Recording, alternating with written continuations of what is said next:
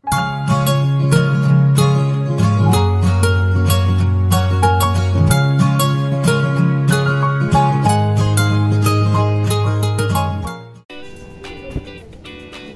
2 na. Ang pangit ng boses ko dito, bagong gising. Good morning. O, diba? Ito na po si Chef Girl Logro. Nagpre-prepare na siya ng breakfast namin. Napakasipag yarn. Tapos, sabay balik sa higaan. The breakfast is ready. Taray, tapos palis. Ayan, so pagkatapos namin kumain, nalibot muna namin yung place. Maganda siya. Yung swimming pool, malawak. Kasi hindi kami naligo nung umaga. Ayan.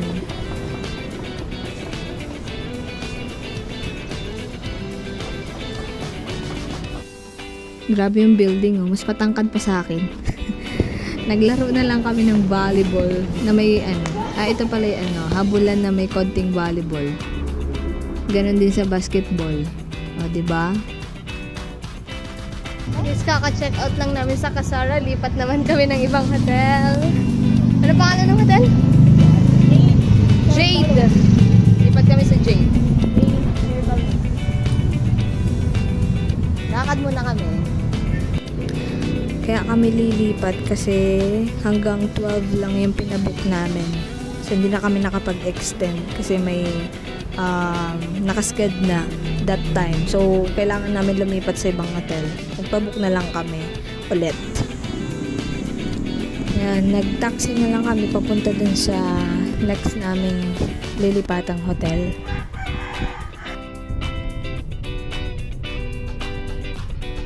Andito na kami. Yan, ito yung harap ng hotel. Ano palang pangalan niya?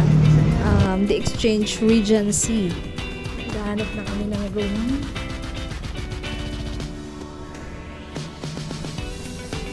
Letter.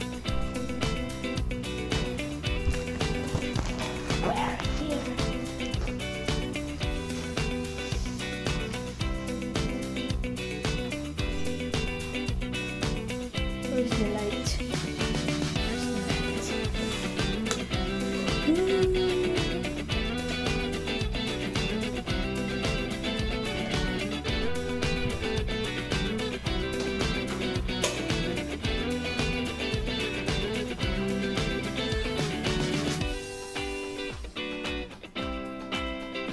Ito nga pala yung view namin from 36th floor. Parang laruan lang mga sasakyan. May pool din sila. Kaya naligo kami nung gabi.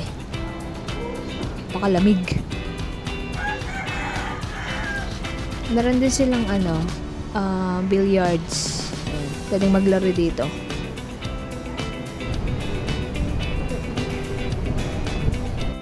May malapit pati na convenience store. Kaya dito na lang kami namili ng mga pagkain namin.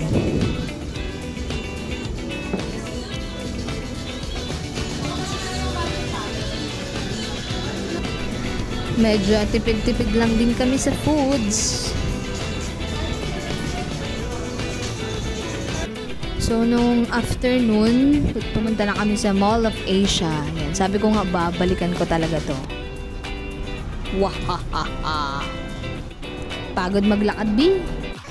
Ito talaga yung pinunta namin, yung Space and Time Cube. Kaso, hindi kami nakapasok. Late na kasi kami. 1 hour na lang bago magsara yung mall. Kaya, kumain na lang kami dito sa Genki Sushi. I'm not into Japanese food pero try din natin minsan. Ito nga, nakaka-amaze. Napaka-digital world na talaga. Pindot-pindot lang. After kumain, uwian na. Gusto rin kasi namin mahabol yung time doon sa pool. Abangan nyo yung trip namin sa elevator. Yan.